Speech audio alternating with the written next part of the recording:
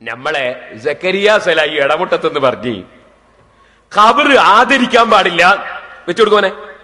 ബിംബാരാധകരുടെ തുല്യം തന്നെയാണ്, ബിംബാരാധകരുടെ തുല്യം തന്നെയാണ്, ബിംബാരാധകരുടെ തുല്യം തന്നെയാണ് ഇസ്തിഖാലു കസീരിൻ മിനൽ ഖൽഖി, പടപ്പുകളിൽ ഒരുപാട് ആളുകൾ ഏർപ്പെട്ടിട്ടുള്ളത്.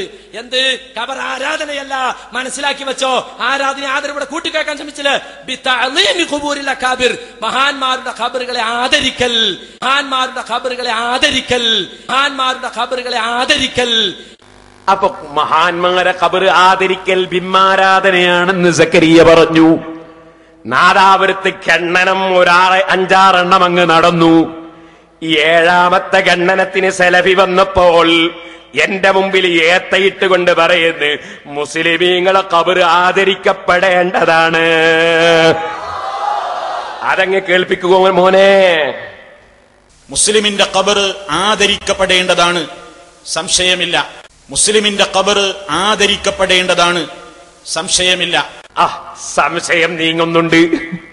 മൗലവിക്ക് ഇപ്പൊ സംശയമില്ല. മുസ്ലിമീങ്ങളെ ഖബർ ആദരിക്കപ്പെടേണ്ടതാണ്, സംശയമില്ല.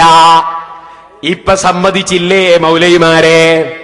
വെറുതെയല്ല ഞങ്ങൾ ഈ ആരോഗ്യം നശിപ്പിച്ച് നിങ്ങൾക്കെതിരെ പോരാടുന്നത്, വെറുതെയല്ല. നിങ്ങളെ കൊണ്ട് ഓരോന്നോരോന്ന് സമ്മതിപ്പിക്കാനാണ്.